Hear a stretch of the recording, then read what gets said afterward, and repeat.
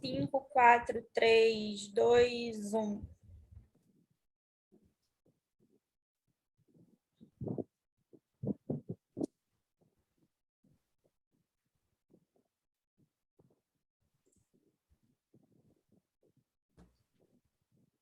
Boa tarde a todos. Vamos iniciar hoje o nosso 5º encontro da capacitação em cuidados paliativos, oferecido pelo Hospital Glória D'Or, em parceria com o IDOR.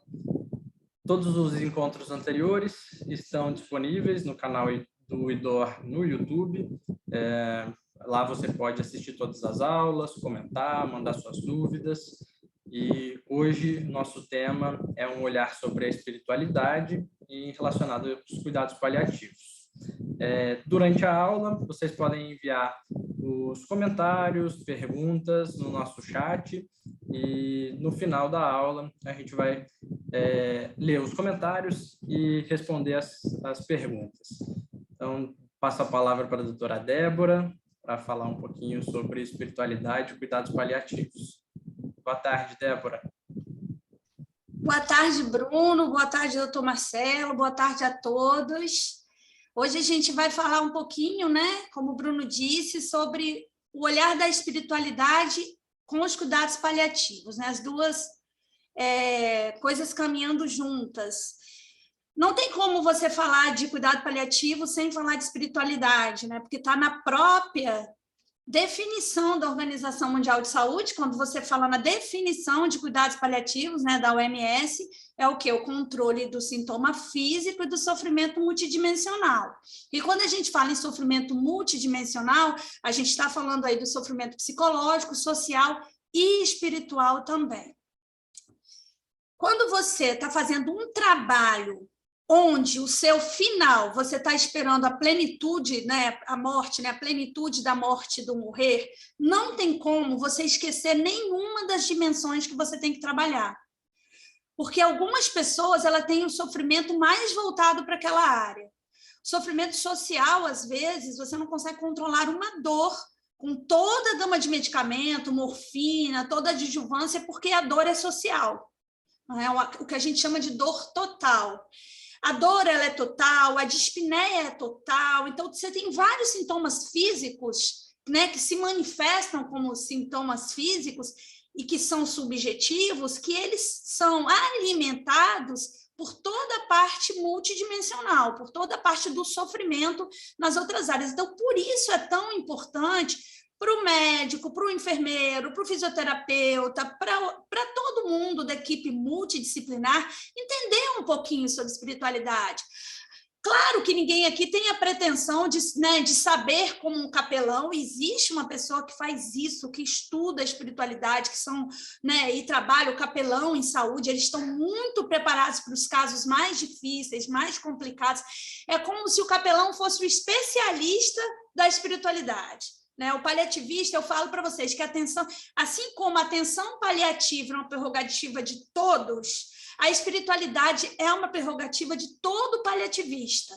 A gente precisa entender um pouquinho, saber que existem ferramentas para medir a espiritualidade, que você não fica só no campo, né, do subjetivo, você consegue medir. Então, é importante que você entenda que o tratamento espiritual está dentro da definição do cuidado paliativo. E aí eu volto para lembrar para vocês que desde que você tem a palavra paliativo, né, que vem aí do paliare, cobrir com dignidade, manto, proteção, você também sabe que existe uma teoria que eu já falei para vocês na primeira aula que a gente deu, falando do cuidado paliativo, de toda a filosofia e toda a história que foi em dezembro, lá no YouTube, né, na capacitação do Glória, em que eu cito a teoria do bom pastor, que é a primeira ligação do cuidado paliativo com a espiritualidade, né? A teoria do bom pastor, né, é o cordeiro cuja lã era destinada a fazer a palha, que era apresentada no altar. Você pegava aquela lã daquela ovelha, levava no altar, fazia todas as orações, e essa lã, ela virava, e ela recebeu o nome de palha, e ela era para fazer a roupa dos sacerdotes. Ela tinha essa coisa de carregar essa coisa da dignidade, e essa ligação com a espiritualidade. Então, já vem aí desde o nome, né? A palha, o paliativo, a palha, a lã, que fazia a roupa dos sacerdotes, né? E depois também a gente lembra, né, que quando a gente fala sobre a história do cuidado paliativo, que a gente fala lá muito antes, ainda antes de Cristo, que a gente tem, né, o refúgio de Varanasi, né, onde a gente tem um imperador, que é o Ashoka, que constrói foi a primeira pessoa que pensou assim na morte, no fim de vida, e ele constrói o refúgio de Varanasi, onde as pessoas, os peregrinos doentes, iam para morrer. Porque lá nesse refúgio eles acreditavam que após a morte as suas cinzas, né, eles eram cremados e as cinzas eram jogadas no rio Ganges. E isso era para facilitar a passagem, facilitar que essa alma, né, fizesse a sua passagem e tudo mais. Então, esse foi a primeira pessoa que pensou de uma forma no cuidado assim de fim de vida, na espiritualidade, na preocupação que se tinha com esse lado espiritual. E por isso, a Ashoka, que se você ler, era um cara muito revolucionário, sempre muito à frente do tempo, faz o refúgio de Varanasi. Para nós paliativistas, né, a gente tem sempre um trabalho em desmistificar a morte, né? Porque a gente sabe que, principalmente nós que somos latinos, a gente tem uma cultura sempre muito da morte do outro. E quando o ser humano ele se encontra, a gente sabe que a gente vai morrer, né? Ninguém aqui acha que vai ficar para a semente. A gente pode agir como se fosse ficar para a semente. É aquela coisa de você estar num almoço de família e a sua avó de 90 anos resolve pedir a palavra e dizer como ela gostaria de morrer. E aí todo mundo corta. E fala, vovó, nós estamos num almoço de família, não vamos falar sobre isso. Como se essa pessoa de 90 anos não estivesse mais perto da finitude do que nós, como se não fosse importante que ela fizesse aí as suas diretivas antecipadas de vontade. Então, é muito importante que a gente pense na morte com tranquilidade, para que a gente possa realmente tratar as coisas, né, que estão relacionadas com ela, todo o sofrimento que traz a gente entender a nossa finitude, né, e a gente entender que é um tempo para tudo mesmo, né? E eu gosto muito dessa frase do Shakespeare, que fala que morrer é dormir nada mais, né? Que é pelo sono que se findam as dores, e ele completa falando que morrer é dormir nada mais, morrer é dormir e talvez sonhar, né? E aí a gente pensa que a espiritualidade, vocês vão ver depois que eu conceituar, como que pode facilitar o desenvolvimento da espiritualidade, como que pode ser um grande facilitador para que a pessoa ressignifique a sua história. Porque não tem plenitude da morte sem a pessoa entender a sua existência, perdoar quem tem que ser perdoado, se perdoar, dizer todo eu te amo que ela tem que dizer o adeus e poder partir. E a gente sabe que o componente da espiritualidade ajuda muito nessa forma de condução aí do caso, quando você consegue que a pessoa, que o indivíduo, ela exerça a sua espiritualidade a seu favor, sendo ali um conforto para que ela possa passar por tudo isso e viver realmente até o dia de sua morte, né? Então, a espiritualidade ela pode ser compreendida como uma busca constante pelo significado da vida, a partir da conexão com o todo ou com algo maior, né? É o que conecta o indivíduo com o que é sagrado para ele. Pense, não está falando aqui que é o que conecta o indivíduo com Deus, né? Deus como um ser sagrado para alguns, que a gente sabe que nem todas as pessoas acreditam em Deus. Nós temos os ateus, nós temos os agnósticos, e todas essas pessoas podem desenvolver a sua espiritualidade. Ah, Débora, a espiritualidade do ateu, isso é uma aula que a gente dá. Sim, o ateu também pode desenvolver a sua espiritualidade, porque você vai entender qual é o sagrado dele. Né?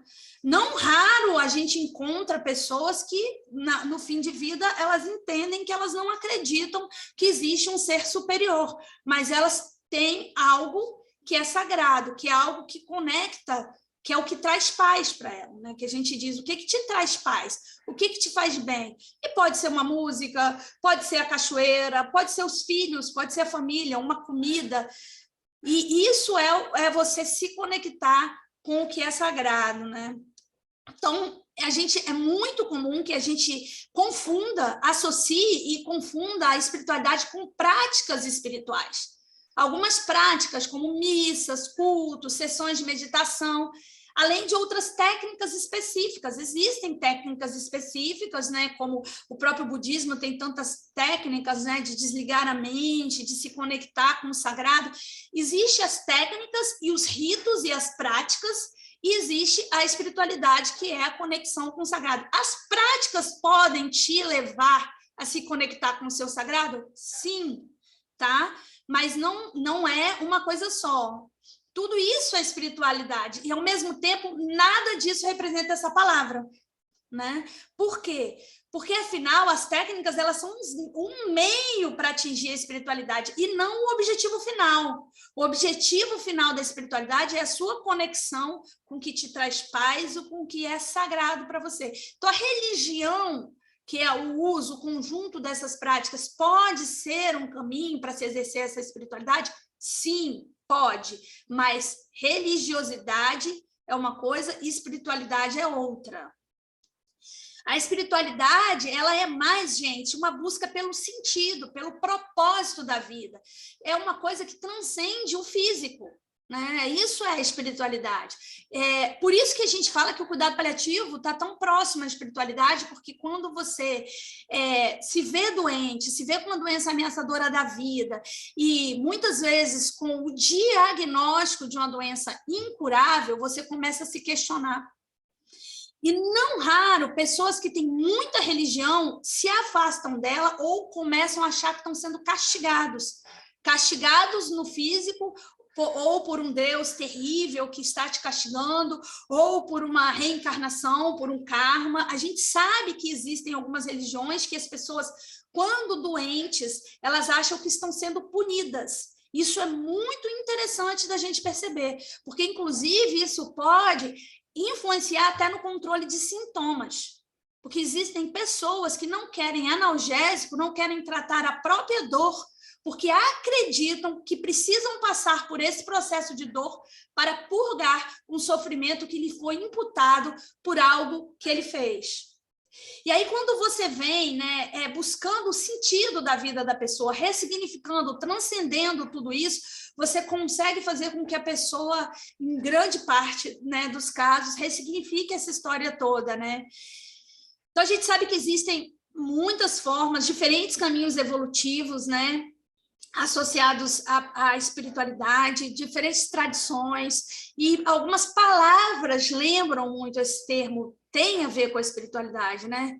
Que o equilíbrio, o amor, a paz, a compaixão, a reconexão, a essência, felicidade, harmonia e fé. Todas essas palavras estão conectadas com a espiritualidade. Vejam que a paz está aqui no meio dela. Tudo isso tem a ver com o bem-estar, com o indivíduo, com o que lhe faz bem, com o que lhe traz harmonia, com o que lhe reconecta com ele mesmo e com o que dá propósito para a própria vida. Dizem que há um breve momento na vida em que você se sente mais perdido do que nunca e que esse é o momento de um encontro. Um encontro consigo mesmo, com seus abismos, com seus medos e com a sua alma. Gente, esse momento muitas vezes passa por um diagnóstico de uma doença ameaçadora da vida, de uma doença incurável. Nesse momento em que você se vê frente a frente com a sua finitude, primeiro você pode, dependendo, né, do seu grau de espiritualidade, porque são pessoas que têm um nível tão elevado de espiritualidade que elas encaram de uma maneira totalmente diferente. Tem pessoas que elas já transcendem o físico de uma outra maneira, mas não é o bem comum. O que a gente vê no dia a dia são pessoas, primeiro, perdidas com medo, né? Porque o medo é um sentimento muito presente ligado à finitude. Por quê? Porque a gente tem medo do que a gente desconhece. E a gente verdadeiramente desconhece a morte, a gente não sabe o que acontece após a morte. Isso traz medo, traz angústia, e aí é que entra essa reconexão, né? Aí que entra esse encontro com você mesmo para te afastar desse abismo, né? Entre o seu espírito e a sua alma. Porque existe uma diferença entre o espírito e a alma, que aí já é são outras definições, né, que a gente diz que a gente é o espírito que possui uma alma e habita num corpo, né? Então, tudo isso, quando você vê o seu corpo físico adoecer, você tem uma doença da alma. Por isso que a gente fala tanto da dor da alma, né? Na dispneia que não melhora com medicamento, que precisa do benzodiazepino, que precisa do tranquilizante, que precisa do psicólogo, que precisa do capelão, que precisa do paliativista ali conversando, para que se tenha um sentido. A vida, ela não acaba com o diagnóstico, mas ela meio que perde o sentido, porque quando você não consegue mais projetar planos tão distantes, né? Você tem um planejamento de vida e, de repente, às vezes, você até mesmo muito jovem, você vê que esse planejamento não vai ser possível, porque você está doente, e aí você se perde dentro dessa dor e desse sofrimento, e você vai precisar muito do outro. E o cuidado paliativo, pessoal, está aí para isso. Por isso que a gente fala sempre que as pessoas, quando elas têm um diagnóstico de uma doença que ameaça a vida, elas estão no fundo do poço mesmo, literalmente. E para que você ajude a tratar esse sofrimento em todas as dimensões que a gente fala tanto, é preciso que você desça esse poço e que você sente do lado dessa pessoa. Sentar do lado dessa pessoa no fundo do poço faz com que você entre em contato direto com esse abismo, com esses medos e com essas angústias.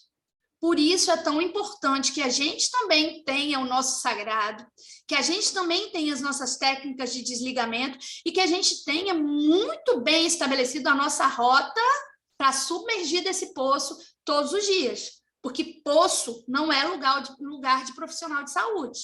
Poço é lugar de passagem, de referência, é para você ter uma referência do como você vai agir, como você vai tratar aquele indivíduo. Porque somente com a relação empática, que é o contato com a dor do outro, é que você estabelece uma terapêutica tão individual como no cuidado paliativo. Um cuidado tão individual, onde você sabe a biografia da pessoa toda. E aí, quando você fala em biografia, você fala em trabalhar a espiritualidade, em buscar que essa pessoa exerça essa espiritualidade, né? E aí, várias pessoas, elas exercem espiritualidade de várias formas.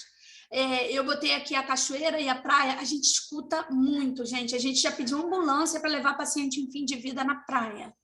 Porque fala, o que me traz paz é olhar o mar. Eu nunca fui numa igreja, eu não conheço nada, eu não acredito em muita coisa, mas eu gosto de sentar na areia e olhar o mar. Isso foi toda a minha vida e eu queria fazer isso na minha morte, porque isso é o que me traz paz, o que é sagrado para mim. Às vezes uma pintura, uma obra de arte, um local, uma cidade, uma viagem, e já aconteceu da gente utilizar óculos de realidade virtual para trazer essa cidade, para essa pessoa ver, por último, ali naquele momento, porque era o que era sagrado para ela. E também as práticas religiosas todas, né? E aí você tem as várias religiões, do catolicismo ao protestantismo, ao judaísmo, ao budismo, ao candomblé, cada um com a sua prática, né? Os muçulmanos, o islã, e aí já é o quê? Você tem uma prática, você tem métodos que te reconectam. São o quê? O seu religare, com o seu sagrado, que é a religião, é o religare. Então, vamos lá, para a gente entender um pouquinho essa coisa de religião, religiosidade, espiritualidade, para ficar bem claro para vocês. Religião é o sistema organizado de crenças, práticas, rituais e símbolos designados para facilitar o acesso ao sagrado. Ela, na verdade, a religião é o quê? Ela ajuda você a transcender. E, geralmente, esse sagrado, quando você fala em religião, está conectado com Deus, com uma força maior, com uma verdade suprema. Não precisa ser o mesmo Deus ali das religiões, né, que tem o Deus como Alá, né, como Deus, né, tanto dos cristãos, como dos muçulmanos, como dos judeus. Não, às vezes não é um Deus, não é o Deus, é uma força maior, um ser supremo. E essas práticas, esse conjunto de práticas recebe o nome de religião.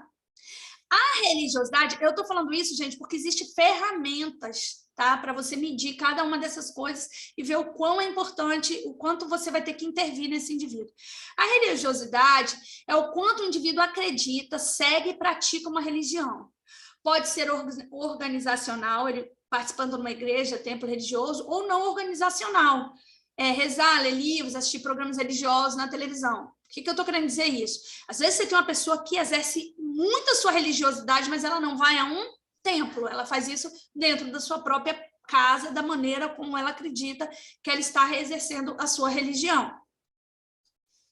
E a espiritualidade, já falei, uma busca pessoal para entender questões relacionadas, né, muitas vezes ao fim de vida, ao seu sentido, sobre as relações com o sagrado ou transcendente, que pode ou não levar ao desenvolvimento de práticas religiosas ou formação de comunidades religiosas. Vocês veem que não tá, uma coisa pode estar relacionada, mas nem sempre a espiritualidade vai levar à religiosidade ou a religião, né?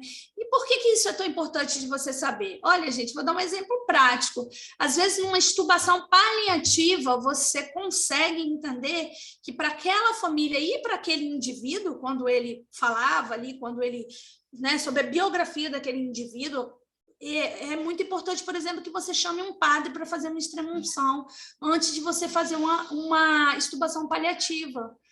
Né? E aí, olha que cuidado, você propõe a vinda desse líder para fazer a unção dos enfermos. Às vezes a pessoa acredita na unção dos enfermos, mas ela não precisa necessariamente ser um padre.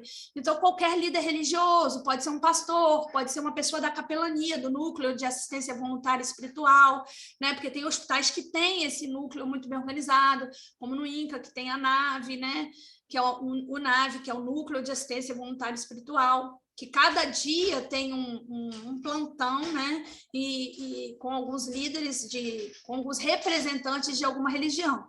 Porque o interessante, se você quer desenvolver a espiritualidade da pessoa de acordo com a religiosidade, é você trazer alguém da sua crença, obviamente, né? Porque senão você ainda vai causar o quê? Tumulto e confusão no fim de vida da pessoa, né? E aí você tem, olha, um dos primeiros questionários validados, né, traduzidos e validados, que é o FICA. FICA das iniciais mesmo, F de fé, I de importância ou influência, C de comunidade, A de ação no tratamento. Fé, né? E aí, o que você vai perguntar para entender a fé dessa pessoa? Isso aí, gente, você consegue, você imprime, eu já sei mais ou menos, assim, de tanto utilizar. Eu utilizo, claro, que não nessa ordem, né? Eu já coloco isso no meu discurso. Às vezes eu misturo até uma ferramenta na outra e funciona. Mas, assim, didaticamente, né? Fé, você se considera religioso ou espiritualizado? Você tem crenças espirituais ou religiosas que te ajudam a lidar com problemas? Se não, o que te dá significado na vida? Que a pessoa fala, religião não, mas aí, e o que dá sentido na sua vida? Muitas vezes, gente, quando você pergunta, a primeira pergunta, a pessoa já vai respondendo tudo. Ah, sim, eu sou da religião tal, ou não, eu sou ateu, mas eu acredito nisso, né? Após você saber qual é a fé dessa pessoa, como que essa pessoa exerce a sua fé, qual é a crença dessa pessoa, você vai para a importância ou influência. Que importância você dá para a fé ou crenças religiosas em sua vida? É muito importante essa pergunta, porque você vai ter que saber se você vai oferecer o líder dessa religião para visitar. Muitas vezes eu já vi dor se controlar com a presença de um líder religioso, porque aquilo trouxe uma paz tão grande que as coisas ali, né, a medicação conseguiu cumprir o seu papel. A fé ou crença já influenciaram você a lidar com estresse ou problema de saúde? Você tem alguma crença específica que pode afetar decisões médicas ou o seu tratamento? O que vocês lembram disso? Testemunho de Jeová, por exemplo. É uma crença específica que afeta as decisões médicas e o tratamento. Não deve afetar as decisões médicas, mas pode afetar o tratamento na medida que você não pode fazer nenhum derivado de sangue, nenhum de seus hemocomponentes, né, hemoderivados. Então, isso afeta, e é muito importante você saber disso para você saber como é que você vai lidar com toda essa situação. Comunidade, C. Você faz parte de alguma comunidade religiosa ou espiritual? E mais, ela te dá suporte? E se dá como? Existe algum grupo de pessoas que você realmente ama ou que seja importante para você? Porque aí é uma comunidade não religiosa, às vezes. Existe, olha, eu tenho o pessoal do meu carteado. Eu sempre gostei, aquele dia que me trazia paz, eram aquelas pessoas, era aquele momento. E aí, quem sabe isso não vai ser importante agora, né? Comunidade como igrejas, templos, centros, grupos de apoio são fontes de suporte importantes, né? Aí o A de ação no tratamento, você já sabe, a crença, a importância e a influência disso tudo, a importância da comunidade na vida desse indivíduo e a ação no tratamento. Como você gostaria que seu médico ou profissional da área de saúde considerasse a questão da sua religiosidade e espiritualidade no seu tratamento? É importante para você falar sobre isso? É importante para você trazer aqui um líder espiritual para estar aí trabalhando suas questões, né? Você gostaria de receber alguém da sua comunidade? Indique, remeta a algum líder espiritual religioso. Aí já é uma pergunta bem direta. Eu já tive pacientes de não ser o líder. O líder é muito comum, né? Eles pedirem, quererem, né? Tanto o rabino, como pastor, como padre, como pai de santo. Isso é muito comum. Mas eu já tive assim, por exemplo, eu toco num conjunto da igreja e o que eu queria era poder tocar mais uma vez com eles, né? E quando isso é possível, é lindo, né? E aí você tem também o índice de religiosidade, que é muito, muito legal, muito bacana de você usar também, que é outra ferramenta, outro questionário, que aí você já vai entender bem a religiosidade. Como é que essa pessoa... Você viu que o FICA é bem genérico, assim? Ele vai te dar um norte. Aí você pegou aquela pessoa que você viu que ela tem uma religião e aí você quer saber o quão a religiosidade dela é importante, né? Com que frequência você vai à igreja, templo ou outro encontro religioso? E aí você vai pontuar de 1 a 6, todo você vai botar a notinha e vai escrever mesmo do lado. Eu gosto de escrever quando eu estou anotando, eu escrevo o número mesmo, por exemplo, nunca, ou algumas vezes por ano, que significa algumas vezes por ano, 2, 3 vezes por ano, ou tem gente que vai toda semana, e aí você vai entendendo. Com que frequência você dedica o seu tempo à atividade religiosa individual, como preces, rezas, meditações, leitura da Bíblia ou de outro livro sagrado, dos seus textos religiosos, né? E aí a pessoa também vai falar diariamente, mais de uma vez por semana, a mesma coisa. E aí você vai depois seguir. Em minha vida, eu sinto a presença de Deus ou do Espírito Santo, ou aí já é uma pergunta bem para determinadas religiões. Gente, se a pessoa está te falando que ela, por exemplo, vou dar um exemplo aqui, você está conversando com um judeu, você não vai perguntar se ela sente a presença do Espírito Santo, porque isso não tem a ver com a prática dela. Você pode até perguntar a presença de Deus na vida, né? Como? Totalmente, em geral, é verdade, não estou certo, não é verdade, ou eu não sinto. Na minha vida, como que é isso? E aí você vai direcionar a pergunta de acordo com o seu interlocutor, obviamente, né? Gente, é tão importante você ter esses questionários, essas respostas, até quando você tem um óbito totalmente diferente quando você conhece a religião e a religiosidade da pessoa, para você poder o preparo do corpo. A gente tem uma aula que é só sobre a morte de cada cultura. Eu fui para Portugal, eu fiz um curso, eu estudei as religiões e o preparo, né, do corpo, como é que você se comporta, como é que você dá a notícia, quem prepara o corpo em cada religião, como é que são os rituais. Isso é muito importante, porque às vezes você faz um trabalho lindo, mas chega no final, né, na morte, você faz alguma coisa que fira muito os costumes das pessoas. E isso faz com que você quebre aí tudo que você vem construindo, né? As minhas crenças religiosas estão realmente por trás de toda a minha maneira de viver? Tem gente que é assim, gente. E ela vai falar totalmente. E aí todo o trabalho vai ser voltado para a espiritualidade. Tudo. Porque vai ser uma pessoa tão ligada à sua espiritualidade que você sabe que você vai ajudá-la, facilitando que ela exerça a sua espiritualidade através da sua religiosidade. Eu me esforço muito para viver a minha religião em todos os aspectos da vida. Também é importante, né, gente? Porque se a pessoa fala totalmente verdade para mim, eu sou totalmente dedicado, isso não só tem um significado, como eu me desdobro para estar frequentando, para estar fazendo, você vai trazer isso para o indivíduo. Você vai ser um facilitador para que, se ele não pode ir ao lugar onde ele exerce a sua religião, que isso possa, de alguma maneira, em menor monta, chegar até ele, porque isso vai trazer paz, isso vai ajudá-lo a transcender, isso vai dar um encontro com o que é sagrado para ele.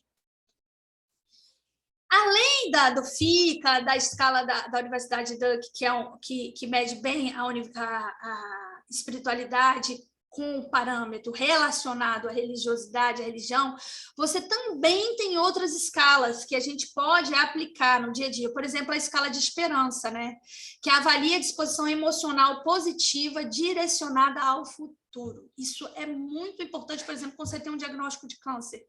Tem pessoas que estão, assim, para lutar com muita esperança, que vai dar certo, e tem gente que já começa derrotada. Você faz a escala de esperança, são 8 frases afirmativas para que os participantes respondam o quanto cada um deles se aplica em uma escala de 5 pontos, sendo 1 correspondendo a totalmente falso e 5 a totalmente verdadeiro. Você vai fazer 8 perguntas e aí você vai ver quão o indivíduo tem esperança que as coisas, apesar de ele estar recebendo uma notícia que transforma a sua vida de maneira negativa, isso é uma má notícia, ele tem esperança que as coisas corram bem. E também, né, você tem a escala de otimismo, que mede otimismo, definindo em termos de expectativas positivas e negativas com relação aos eventos futuros. Também são 10 frases, você também pontua. Tudo isso você vai dando nota, né, gente? Vai pontuando para você entender esse indivíduo. Quanto ele está propenso, né, a enfrentar, como é que vai ser esse grau de enfrentamento, se ele está otimista, se ele está pessimista.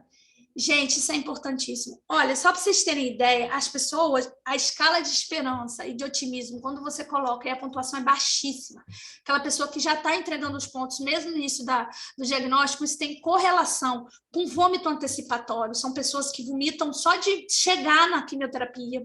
Elas têm a cabeça tão ruim, elas já acreditam que tudo vai dar tão errado para elas, que elas, até os efeitos colaterais do tratamento são potencializados. Olha que coisa! Então, você entender o que você pode trabalhar para você estar melhorando isso no indivíduo, seja através de psicoterapia, seja através de medicamento, seja através do que é sagrado, você vai ser aí um grande aliado até para adesão ao tratamento. As pessoas que não têm esperança, elas e otimismo, elas muitas vezes elas não conseguem nem aderir ao tratamento. Elas têm tanta certeza, né, que tudo vai dar tão errado, que para que eu vou fazer? Por que eu vou passar por esse caminho?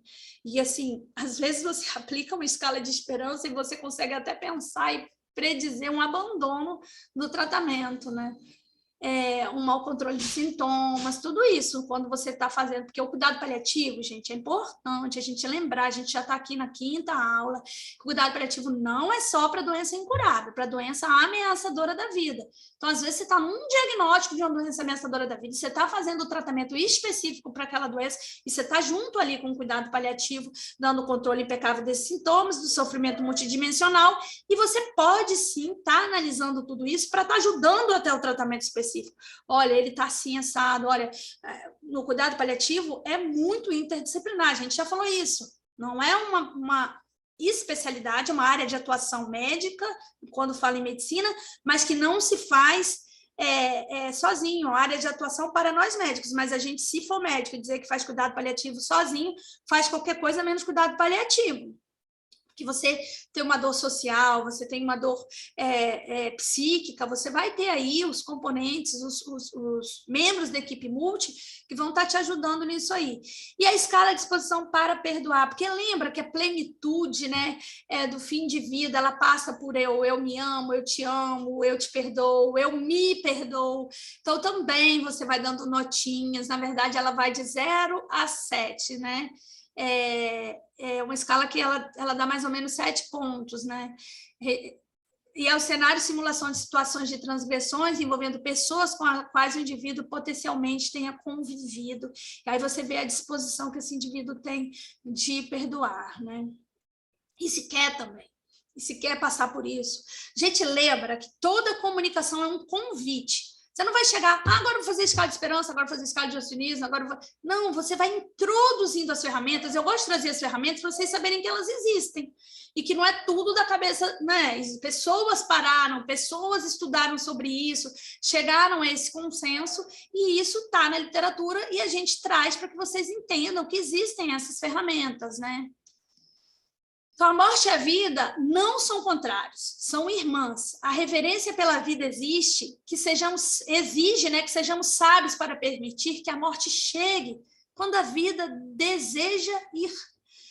Né? Rubem Alves fala isso, eu acho isso belíssimo. Isso aí vai contra o quê? Contra a obstinação terapêutica, contra a impossibilidade que a gente tem de vencer a morte. A gente não consegue vencer a morte, a gente consegue retardá-la, né, o máximo possível, mas vencê-la, transformar esse cenário, não. E às vezes a gente retarda com o quê? Com distanásia, com sofrimento, sem ouvir o outro, sem entender o que é importante para o outro, sem entender o que vai desenvolver, né, esse lado que vai trazer paz, harmonia, que passa pelo sagrado, que passa pelo que é espiritual, né? E aí, gente, quando a gente não fala sobre espiritualidade, quando a gente não vê como é que está esse indivíduo, né, o lado psíquico, o lado espiritual, o sofrimento que esse indivíduo traz, essa pessoa se encontra numa solidão absurda. Ela se encontra num deserto de sentimentos, porque ela está sozinha para lidar com uma dor enorme, que é a dor de você entender que está chegando, às vezes, o fim da sua vida, que você está de frente ali com a sua finitude, e ninguém quer falar sobre isso com você. Muito pelo contrário, o que querem é desenvolver um cerco do silêncio, falar para você que está tudo bem, que está tudo positivo, que você vai superar, que nós vamos viajar no próximo carnaval. Quando você está doente, o seu corpo está adoecido, e você sabe que isso não é uma verdade. E aí vem essa solidão. E quando a gente quebra o cerco do silêncio com a família, é o que a gente quis dizer, o que a gente diz e que a gente faz com que seja dito para quebrar esse cerco do silêncio ele sabe, é sobre ele está sozinho. Ele não pode falar para você, eu sinto que eu vou morrer, em vez de você perguntar por que você sente isso. Você quer falar sobre isso? O que pode te trazer paz nesse momento? Você fala, não, você não vai morrer. A gente está junto, existem os melhores tratamentos, os melhores remédios, não vamos falar sobre isso. Você bloqueia e começa a falar sobre viagens, sobre coisas que vão gerar mais sofrimento nesse indivíduo. Porque, na verdade, gente, o sofrimento é uma experiência muito pessoal. Ela é egocêntrica e complexa, que envolve um evento intensamente negativo ou, como a gente sempre diz no caso do diagnóstico, uma ameaça percebida. O sofrimento pode fazer-se acompanhar de componentes físicos, cognitivos, afetivos, sociais, espirituais, o que justifica toda a complexidade, né, do ser que sofre. A gente fala que quem sofre não é o corpo, quem sofre é o doente, né? A gente não pode se focar, e a gente vem nesse apelo do paliativo tanto que a gente não está inventando a roda, a gente está só voltando um pouquinho atrás, quando você tinha menos tecnologia, talvez, quando você tinha que estar sentado mais à frente do doente, quando você tinha tão menos recurso diagnóstico que você precisava examinar mais o doente, perder mais tempo fazendo uma boa anamnese, conversando com esse doente, conhecendo, né, esse doente a ponto de você entender o que ele faz sofrer. Assim como você entender o que ele faz sofrer, você também entender o que pode diminuir esse sofrimento. Não. Então, assim, né, também a gente tem que, quando a gente fala da espiritualidade, né, a gente tem alguns cuidados que a gente pode ter na assistência mesmo, né? As emoções profissionais não devem interferir nas decisões médicas. Você pensa que o médico, né, o profissional de saúde, ele também tem a sua espiritualidade, ele também tem o que é sagrado para ele. Nós somos seres pensantes, somos seres que sentimos a dor do outro, por isso que a gente fala tanto que a gente teme, principalmente nesse campo nosso, do cuidado paliativo, no campo da end of life care, do cuidado de fim de vida, desculpe, quando você trabalha com o fim de vida, você entra muito em contato com o sofrimento, isso é fato, com as dores do outro, tanto físicas como multidimensionais, e você sabe que você pode ter o que a gente chama de desgaste por compaixão, desgaste por empatia, famoso burnout. Então, e às vezes você entra no burnout que você começa a não olhar tanto o paciente. Você começa a querer decidir por ele, como se você estivesse decidindo por você, ou pelo seu filho, porque você faz uma transferência. Ah, mas é uma pessoa tão jovem como eu, tem filhos como eu. Lembre-se, nossas emoções não podem interferir nas nossas decisões. Nossas decisões, elas devem ser sempre muito técnicas e muito perpassadas por empatia e compaixão. Por isso que a gente fala, cuidado paliativo é ciência pura, né? Cada um exerce o cuidado paliativo de acordo com a sua disciplina, ele é interdisciplinar. Mas, por exemplo, se eu sou médica, eu tenho que entender de diagnóstico, entender de drogas, de fármacos, entender de interações medicamentosas, ser um bom prescritor, saber tratar sintomas.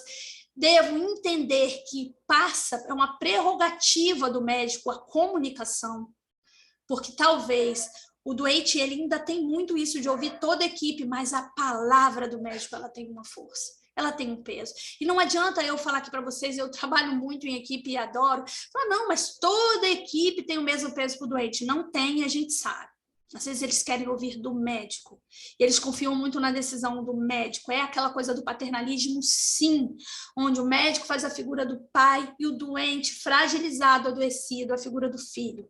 Por isso é muita responsabilidade que a gente esteja preparado, tanto tecnicamente, como em comunicação, para que você possa ajudar essa pessoa a praticamente se ajudar, né? Porque se você quer que ela exerça a sua autonomia, você vai ajudá-la a se autodeterminar de maneira racional a seu favor, mas nunca deixando que suas próprias emoções decidam nas suas decisões. A espiritualidade pertence à área profunda, pessoal, intensamente emocional. Está ligado com a alma, com o que é sagrado, com as emoções, com as dores mais profundas do indivíduo. Pensa que coisa terrível, um profissional querendo uma hora de uma morte, porque ele acredita em determinada religião, ele querer ali converter o indivíduo que está morrendo. Pensa que coisa grave, isso é crime, inclusive previsto, né? É o proselitismo religioso. Então a gente tem que ter esses cuidados. É sobre o outro. É sobre o que o outro acredita que é sagrado, não é sobre o que você acredita. Você não deve conduzir as emoções do outro para chegar no fim que você quer. Você deve conduzir o outro para que ele chegue no fim dele, para que ele se ressignifique, para que ele tenha paz, para que ele tenha harmonia, né? Não abandonar conteúdos emocionais sem adequar, não abordar, né? Foi até um ato falho que não abandonar, né? Porque quando você aborda conteúdos emocionais sem formação para isso, você vai deixar o indivíduo em completo abandono, porque você entra numa seara que você não consegue dar continuidade. Se você não está pronto, é aquela coisa, fazendo uma brincadeira que não sabe brincar, não desce para o play.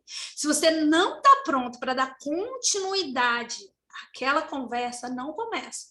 Se você não é a melhor pessoa para abordar conteúdos emocionais, espirituais, chama o capelão, chama o psicólogo, chama alguém da sua equipe que está mais treinado para fazer isso, né? Você deve sim manter um distanciamento adequado para facilitar a eficácia terapêutica. O distanciamento é tanto aí, tem duas formas de você analisar esse distanciamento. A gente fala do distanciamento necessário para a comunicação, que a gente sabe que quando a gente fala da comunicação de notícias difíceis, eu falei para vocês, você não deve ficar em cima do paciente, 1 metro de distância porque existem as peles simbólicas, as pessoas às vezes não querem ser tocadas, nem todo mundo quer ser tocado, nem todo mundo quer ser abraçado. Existe esse distanciamento, existe o distanciamento das suas emoções, do que é sagrado para você, de qual é a sua espiritualidade, para que você consiga ouvir sem julgamento, que é a melhor escuta que tem, a escuta ativa e isenta de qualquer julgamento. Quando você vai ouvir um testemunho de Jeová ou qualquer outra religião que seja muito contrária à sua, você tem que saber que você tem todo o respeito por aquela pessoa. E que não se trata de um convencimento, sim de um acolhimento. Existem medidas que vão ter que ser tomadas técnicas, médicas, e isso vai ferir a religião? Como que você vai fazer isso? Como é que você vai preparar esse campo para que você não destrua o indivíduo na tentativa de ajudá-lo, né? não disponibilizar serviços religiosos sem a certeza da necessidade do paciente, nem a religião dele. Ah, não, ele é católico, vou trazer um padre. Às vezes ele não quer, ele está brigado com a religião dele. Ele está buscando uma outra forma de exercer o seu sagrado. E aí você tem que ter certeza, por isso existem as ferramentas, por isso você deve estar se comunicando bem com esse paciente, né? E sempre perguntando, lembra do questionário de religiosidade? Aquele ali vai te dizer se você deve ou não acionar um serviço religioso. Está vendo que essa parte final é assim, botando em prática, né, como que você pode ajudar, né, exercer, e principalmente como você pode não atrapalhar nesse exercício que é tão pessoal, que é o exercício da espiritualidade. Renúncia ao tratamento médico deve ser tratada com muita habilidade. Você não deve nunca induzir o indivíduo à culpa, né? Não deve. Independente do que você acredite, você pode estar de frente de um assassino que está ali morrendo e começa a confessar para você que está com medo, que está em pânico, e você vai falar para ele o que é sagrado para você, o que pode te dar paz. Ah, eu quero o perdão. Você tem religião? Qual que é a sua religião? Ah, não tenho. Mas o perdão de quem? Você quer o perdão de você mesmo? Você quer conversar com um psicólogo? Você quer conversar com alguém que você feriu muito? Não, eu quero conversar com o padre. Isso acontece muito, pessoas que não têm nem bem uma religião, mas têm na figura do padre ou do pastor alguém que possa perdoar os pecados confessos, né? E você não vai induzir a culpa. Você vai facilitar para que esse indivíduo... Não é você não é o grande juiz, lembra disso. Ninguém aqui é o grande juiz, nem se tem que tomar sangue, nem se tem que se converter a Y, a X, a Z. Não é nunca sobre você, é sempre sobre o outro. Mas quando eu falo que o cuidado paliativo é sobre o outro, passa muito por você entender muito de você. Porque quando você não tem nenhum tipo de autoconhecimento, você não consegue, é impossível, gente. Eu não me conheço, eu não me trato, eu não tenho meu momento de terapia, eu não tenho meu momento de exercer minha espiritualidade, eu não tenho nada. Gente, eu tô o quê? Eu tô um vaso sem fundo, né? Eu não estou retendo nada e eu não vou poder ajudar pessoas. Não quero dizer que você só consegue ajudar pessoas tendo religião. Não. Você consegue ajudar pessoas não acreditando em nada, inclusive, mas você tem que saber que você não acredita em nada. Você tem que saber quem você é, o que te tira do sério. Se você está pronto para esse tipo de conversa, se essa conversa te incomoda muito, porque você está pegando, pessoas estão sofrendo muito e entrando num dos campos mais importantes do indivíduo, que é a espiritualidade. Aí aqui a gente fala um pouquinho, né, sobre algumas controvérsias. A prática atual mais comum de censurar ou ignorar grupos religiosos, muitas vezes com base em boatos, é totalmente inaceitável. Gente, assim, por exemplo, eu vou dar um exemplo para vocês, né? Eu não sei se vocês sabem, mas, por exemplo, a pipoca, né? Quando fala assim, fulano quis levar pipoca no CTI, ele é de uma determinada religião. A pipoca, quando você estuda a fundo essa religião, ela está ligada à cura de feridas. Ela está ligada à cura. Olha, o pipocar, a pipoca, ela tem isso. Então, quando você quer levar um punhado de pipoca para aquela pessoa que está no fim de vida, você está levando o que você acredita que é a cura dessas feridas, tanto emocionais como físicas. Então, às vezes, eles vão pedir para você para levar essa pipoca, você não vai censurar. O que a gente sempre teme e fala é, leva a pipoca para o seu paciente, não vai distribuir no CTI, nem jogar pipoca, nem nada disso, porque isso pode acontecer? Pode. E aí é sua responsabilidade não colocar os outros indivíduos, né, em algum grau de sofrimento. A mesma coisa quando você tem, por exemplo, um pastor, uma cantora gospel que vai cantar para um paciente. Ela não pode sair cantando nos outros leitos ou apregoando a sua fé, não. A não ser que ela vá para aquele paciente e outra pessoa se identifique e peça. Né? Então, toma muito cuidado, porque às vezes uma prática que para você é absurda, né? Não, é tudo que aquela pessoa tem de melhor, tudo que aquela pessoa acredita. Então, cuidado para não haver nenhum tipo de censura com a fé do outro. Já aconteceu algo muito interessante comigo, eu tratei uma criança no INCA, né? E há muitos anos atrás, tá? E não muitos, porque eu sou muito jovem, estou brincando, mas tem alguns anos já isso. E quando terminou o tratamento, a criança faleceu, essas pessoas não eram daqui do Rio. E um belo dia se chegou um carro na recepção do INCA e me avisaram que um grupo queria subir. Estavam todos vestidos de branco, estavam com cestas com flores, frutas e cocadas e queriam falar comigo. E aí perguntaram se eu receberia. Gente, não interessa qual é a minha crença. Eles estavam trazendo algo para me presentear, algo que eles acreditavam como o melhor deles. Então eu falei, pode subir. E eles subiram e eles fizeram, inclusive, as danças e cantaram uma música que depois eu fui estudar. Foi uma das coisas que me fez buscar o estudo pelas religiões, porque eles falavam, eu me lembro que eles cantavam uma coisa que falava muito de Obaluaê. E aí eles falavam, era mais ou menos Obaluaê, Babalorixá, tal. E eu não sabia, e depois eu fui descobrir que Obaluaê é o São Lázaro deles, que é o santo da cura, né, dentro da religião católica. Então, assim, olha que coisa, eles vieram trazer ali aquela coisa da cura, da gratidão e me presentear. E aí você vai censurar, você vai dizer, não, mas eu não acredito. Se eu vou comer, se eu vou levar para casa, o que eu vou fazer com aquilo? Depois que eles vão sair felizes da vida, com todo o meu respeito, isso aí é uma outra página. Mas a gente tem que ter muito cuidado e muita delicadeza com isso, principalmente quem trabalha com fim de vida. Acompanha luto, né? Tem que ter bastante conhecimento e bastante respeito.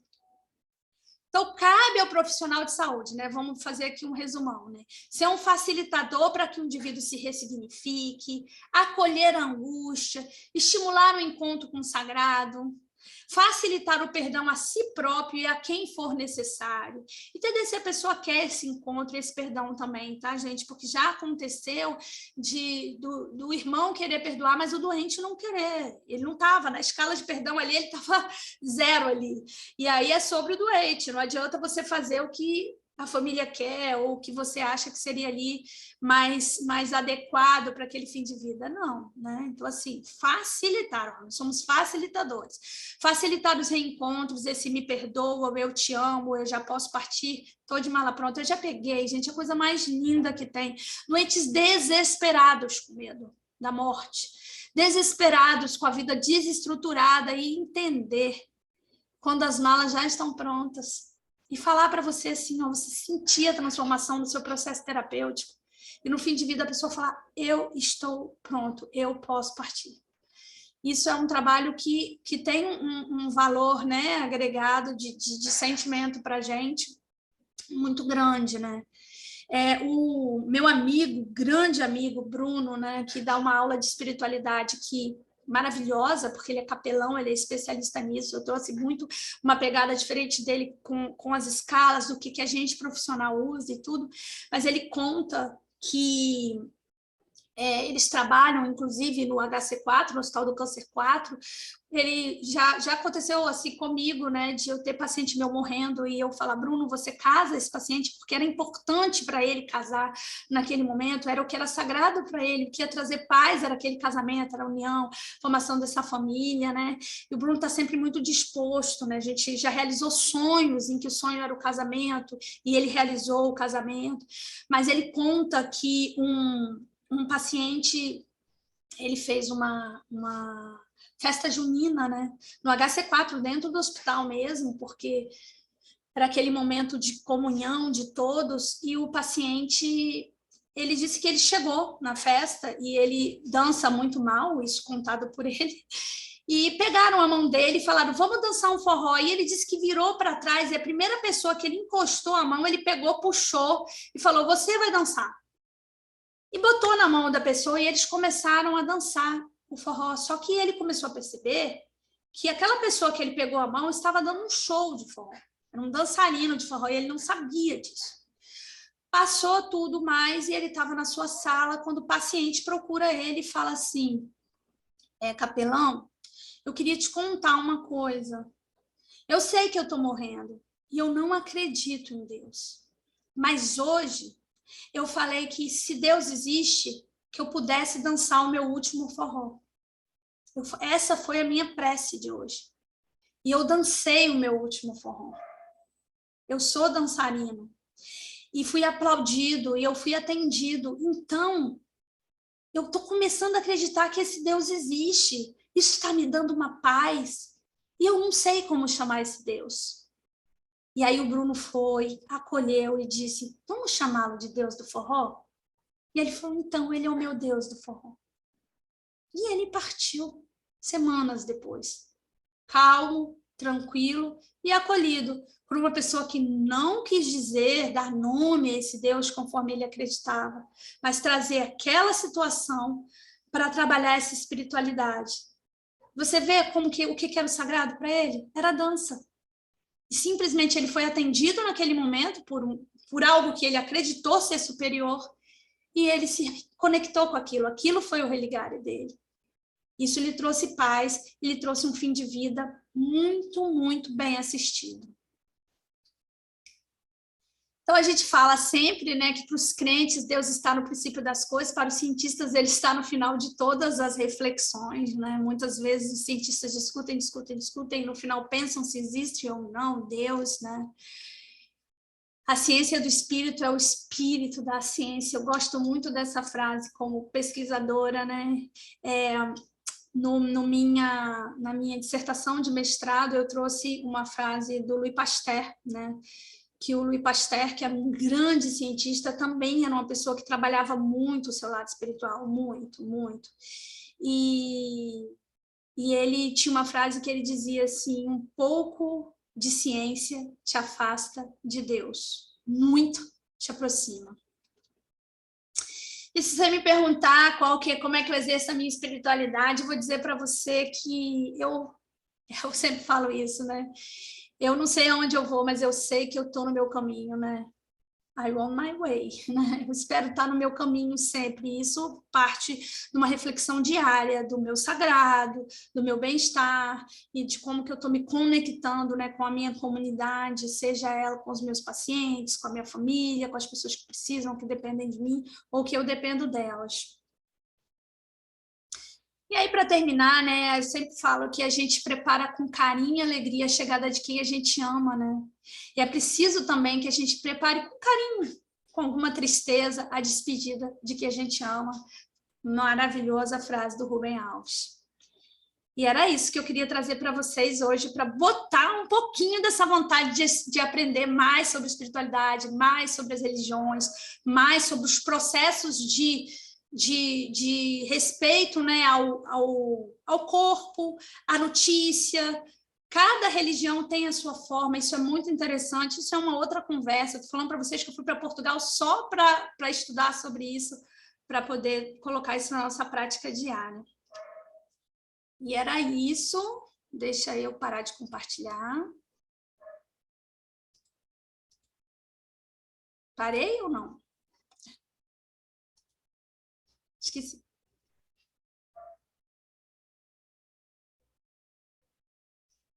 Bruno? Débora? Fala, Oi. Bruno. Só fazer um comentário aqui, Débora. Vou logo lhe agradecer logo pelas palavras e pelas frases, né? As frases que você traz para a gente são sempre anotadas, né? Tem muita gente que me falou aqui que anota, gosta das suas aulas porque anota as suas frases. Né? Meus parabéns, né? Muito legal, obrigado pela aula. Acho que foi a primeira aula que eu assisti sobre a espiritualidade, né? Como um tema para a medicina paliativa. E, assim, é tão importante quanto todos os outros temas que você trouxe aqui para a gente. Infelizmente, a gente não tem isso na nossa formação médica, né? E falando muito de nós médicos, né? É muito importante ouvir o que você tem a dizer, os conceitos sobre isso, e a gente poder discutir entre nós. E é muito difícil. Eu concluo, mesmo com tanto tempo na estrada, né? Na minha estrada também aí, é muito difícil abordar esse tema, muito difícil. Eu concordo com você que se a gente não estiver muito bem preparado para conversar, para argumentar com o paciente, com a família, talvez a gente não deva entrar, né, profundamente nesse tema daí, chamar pessoas que possam ajudar. Mas é um bom começo admitir as nossas limitações no tema, né, estudar um pouquinho mais. Mas obrigado. Estudar, porque Excelente é um campo aula. aberto aí. Obrigado, viu? Débora, muito boa a aula. Eu tenho uma pergunta, assim, até no ano passado, a gente foi estudar um pouquinho mais no Glória sobre a figura do capelão, né, dentro de uma estrutura hospitalar, de uma estrutura... Como é que é a sua experiência da ajuda, né, da atuação do capelão? Então, a gente tem um maravilhoso, assim, se você for ver espiritualidade, você fala em Bruno Oliveira, que é o capelão do INCA, quem fala muito de espiritualidade, assim, a gente pode um dia até trazer ele, eu acho que seria uma coisa assim, um plus, assim, que vocês iam falar, uau, eu nunca trago ele antes de mim, porque não dá, assim, né? Qualquer curso que eu dou, eu falo primeiro a parte técnica das escalas, mas é uma pessoa que aborda primeiro, ele consegue fazer os ritos, né? Assim, casamento, batizado, não, porque é uma pessoa que tem uma formação, né, religiosa. No caso do Bruno, é um teólogo formado, é uma pessoa que até ele tem lá a religião dele, mas isso não impede que ele transite por todas as religiões, né? E é um conforto muito grande, porque o capelão é diferente, por exemplo, no HC1 a gente tem a capelania, né, mas a gente tem o núcleo de assistência voluntária espiritual, que são os voluntários treinados para atender. E aí o voluntário ele vai falar da sua religião, diferente do Bruno, que vai trabalhar o que transcende, com muita facilidade. Ele trabalha a espiritualidade do ateu, que é uma coisa de louco, ele consegue entender ali, né, exatamente o que a pessoa está precisando naquele momento, e além de ser uma pessoa extremamente treinada da parte psicológica, de que às vezes ele chama o psicólogo, ele fala, o lado espiritual está assim assado, mas eu acho que precisa disso, eu acho que precisa de remédio, a gente não vai conseguir. Então, assim, eu tenho uma experiência muito boa né, a nossa experiência é muito favorável. Ele não trabalha muito com criança, não, assim, né? Mas a formação dele é mais de adulto. E no INCA, que é onde eu fico, onde tem a pediatria, a gente só tem um núcleo mesmo de assistência voluntária espiritual. Só não, porque é muita coisa, porque eles ajudam muito. Assim, legal. É muito legal também entender um pouco como é a atuação desse profissional e que realmente pode transitar em todas as religiões, né? Ele não tem ali uma figura fixa, né? Como a gente vê em algumas instituições que são relacionadas a algumas religiões, né? Mas muito interessante mesmo. Bom, então hoje nosso 5º encontro termina aqui. Na semana que vem a gente tem o nosso 6º encontro e o último, né, Débora? O tema do nosso próximo encontro... o tema do nosso próximo encontro é a terminalidade, né? Sim, cuidados de fim de vida. De fim de vida. E também a próxima quarta-feira, no dia 23, às 17 horas. E quem estiver assistindo pelo YouTube também vai estar disponível logo após. Tá? Débora, muito obrigado pela aula. Obrigada a vocês. Como sempre, muito boa. E a gente se vê na próxima semana. Tchau, tchau, gente. Boa tarde. Tchau. Tchau, tchau.